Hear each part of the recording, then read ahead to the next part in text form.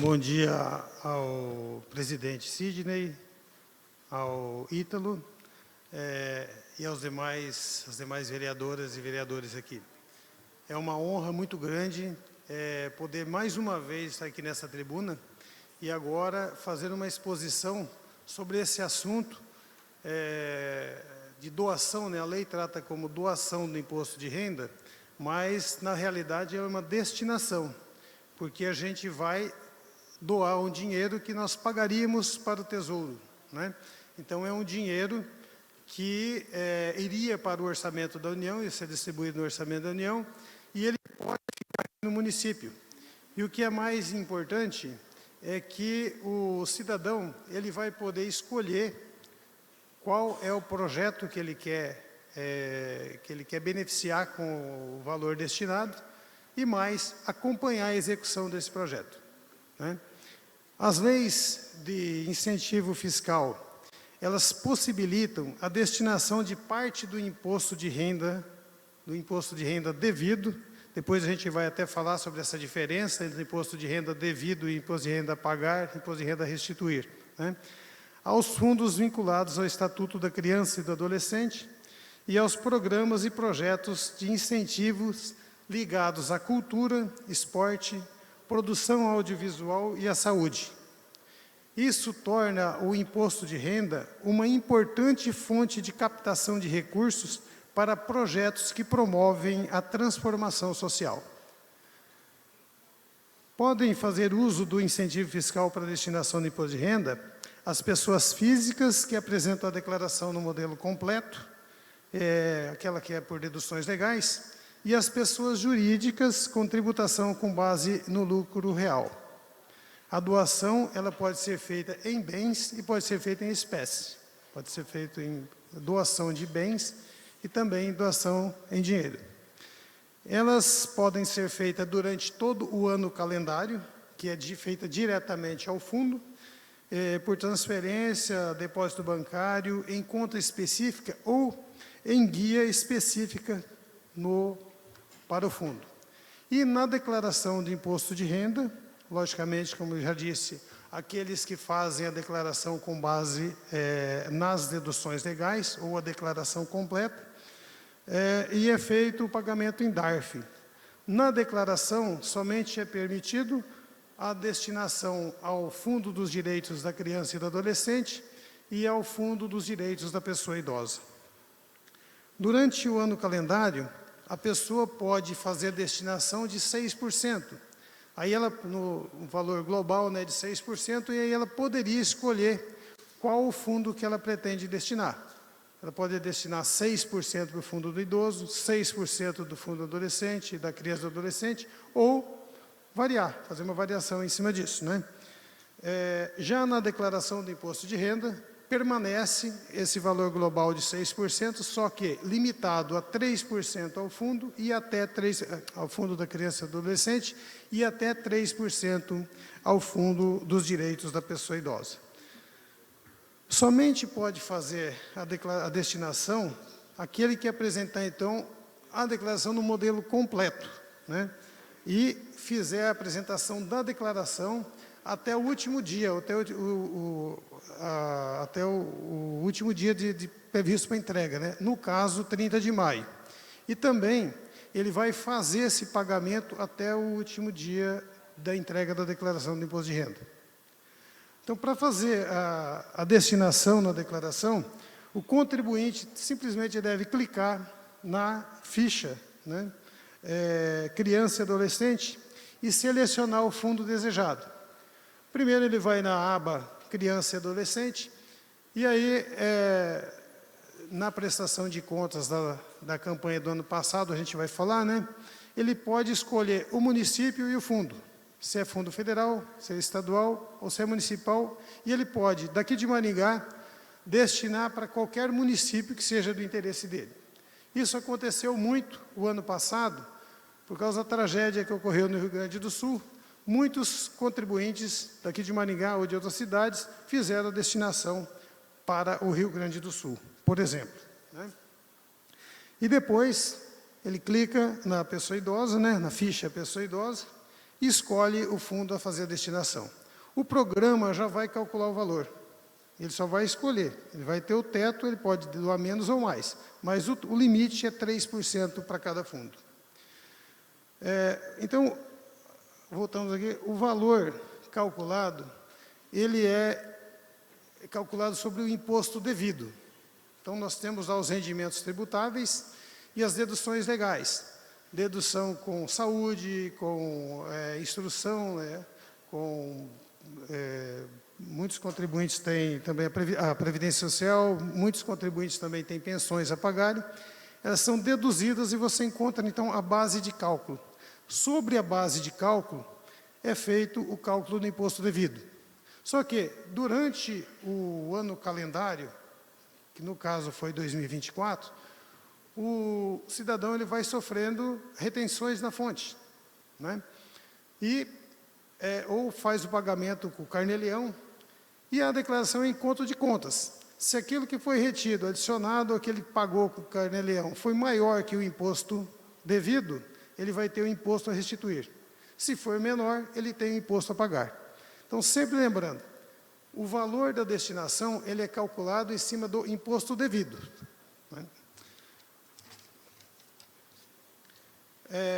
Ele deve ser pago, então, até o dia 30 de maio. Aqui é um problema que talvez a gente tenha, né? Que o valor destinado aos fundos, ele deve ser pago até 31 de maio. Se ele é por imposto devido, ele pode parcelar esse imposto em até 8 vezes. Mas a destinação tem que ser à vista. É uma previsão legal, não tem como a gente fazer essa alteração, pelo menos a Receita não tem como fazer essa alteração. Se ele apurou imposto a pagar, o valor do imposto destinado aos fundos, ele será deduzido do valor do imposto a pagar. Se o cidadão apurou imposto a restituir, esse valor pago aos fundos será adicionado à sua restituição e o mais legal, ele vai ser corrigido com a taxa Selic. Eu costumo dizer sempre, quando a gente vai fazer essa exposição, que a destinação do imposto de renda, além de ser um ato de solidariedade com as nossas crianças, com os nossos idosos, é um bom investimento. Porque se eu fizer uma aplicação no Tesouro Selic, eu vou ter que pagar a taxa de custódia para a B3 e sobre o rendimento eu vou ter que pagar o imposto de renda. Aqui você não paga nem a taxa de custódia e não paga imposto sobre essa correção do dinheiro. Ou seja, você vai receber o valor corrigido sem isento de qualquer imposto. Então, o próprio programa do imposto de renda, ele calcula o valor, né? Quando você escolhe o fundo, ele vai te dar o valor do teto que você pode destinar, né? E vai imprimir um DARF para cada fundo, acho que já está ali, um DARF para cada um dos fundos, e se apurar imposto de renda a pagar, um terceiro DARF a ser pago. Aí o contribuinte faz esse pagamento e, como eu já disse, ele é deduzido no valor do imposto devido, no imposto a pagar, perdão. A lei trata essa destinação como doação, mas na prática, você está doando uma parte do dinheiro que você iria pagar para a União. Então, seria uma destinação. É um valor que iria para os cofres da União, e aí ele ia ser distribuído conforme o orçamento da União. Se você faz essa destinação do imposto de renda, esse dinheiro vai ficar aqui no seu município, aos fundos dos direitos da criança e do adolescente, ou aos fundos dos direitos da pessoa idosa, para serem investidos no município, que vai gerar benefício para as nossas crianças e idosos, vai movimentar o comércio local, uma vez que o que será comprado na cidade, né? E você não vai precisar, o prefeito ou o deputado não vai precisar ir buscar esse dinheiro do orçamento, porque já vai estar aqui. Então, a gente está imbuído dessa campanha exatamente para conscientizar o cidadão a fazer a destinação. Não cai na malha. Eu garanto a vocês que, se o cidadão fizer a destinação na declaração do imposto de renda, por esse motivo, ele não cairá na malha. Pode ser que ele caia por outro, mas por fazer a destinação, eu garanto que não cai, né? O pessoal estava até brincando, né? Que era para eu falar que se ele não fizesse, ele cairia. Eu falei, não, mas aí fica difícil, né? Mas assim, se fizer a destinação na declaração do imposto de renda, eu garanto a vocês, não é padrão para cair em malha. Por quê? Porque a Receita já vai ter essa informação que você fez, para quem você fez e o valor pago. Em 2024, por iniciativa da Arquidiocese de Maringá, nós ampliamos a campanha, porque antes disso tinha algumas iniciativas isoladas, a gente sempre levando essa informação ao contribuinte nas entrevistas que fazíamos no período de entrega da declaração de imposto de renda. O Instituto Assim também fez alguma campanha, e o próprio arcebispo, o padre Genivaldo, fizeram alguns áudios que foram publicados na Rádio Colmeia, que fez essa campanha, mas assim, era um trabalho isolado. A partir de então dessa iniciativa da Arquidiocese e nossa da Receita Federal, foi feito um grande movimento. Nós convidamos a OAB, o Sincontábil também, eu esqueci de citar aqui, o Sincontábil também é muito parceiro, sempre foi muito parceiro na divulgação entre os contadores, né? E o ano passado, então por essa iniciativa, foram juntados a OAB, Sincontábil, a Ordem dos Pastores Evangélicos, igrejas, entidades. Foi feito um grande evento no Sicredi, a Sicredi-Dex também, um grande evento lá no auditório da Sicredi-Dex. Foram feitos pela Rádio Colmeia Blitz, no Parque do Ingá. Nós, o Marcos Luciano Sencol e eu, visitamos um grande número de repartições públicas, de empresas cooperativas, levando essa informação, né? Como resultado, também, aliás, também foram feitas divulgações nas missas e nos cultos, né? O Marcos, inclusive, participou muito ativamente dessas divulgações.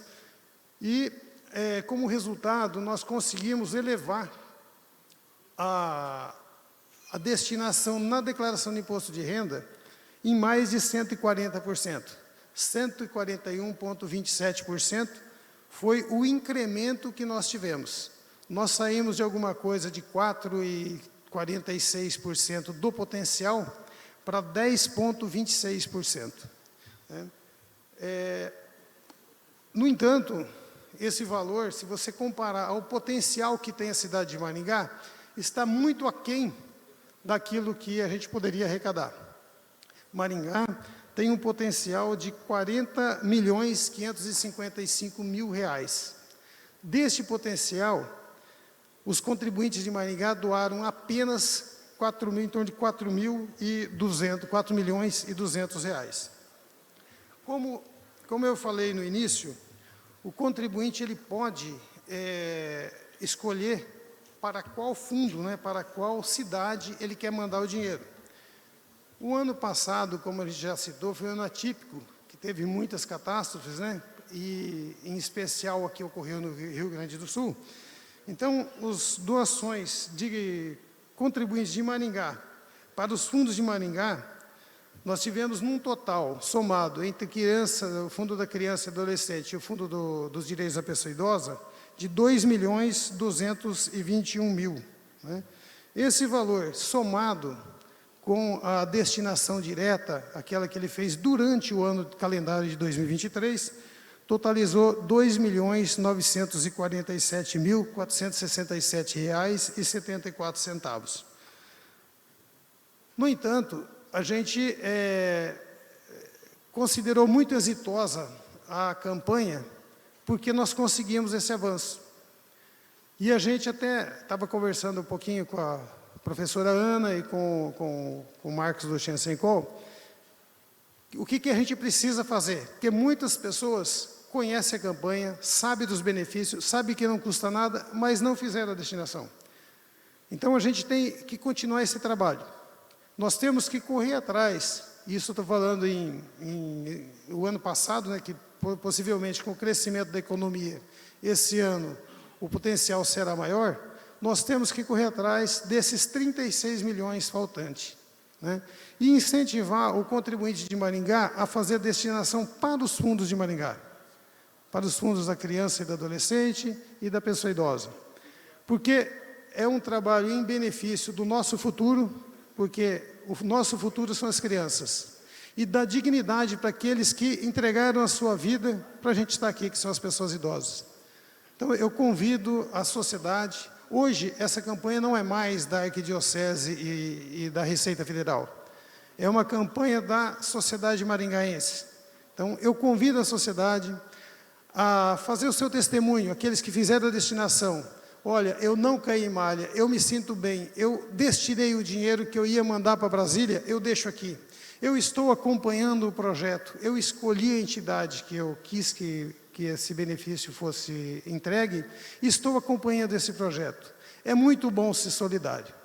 Muito obrigado a todos, obrigado mais uma vez ao vereador Ítalo Maronese, presidente Sidney, e a todos vocês, vereadores e vereadoras, aos munícipes aqui presentes e aqueles que nos assistem pelas redes sociais.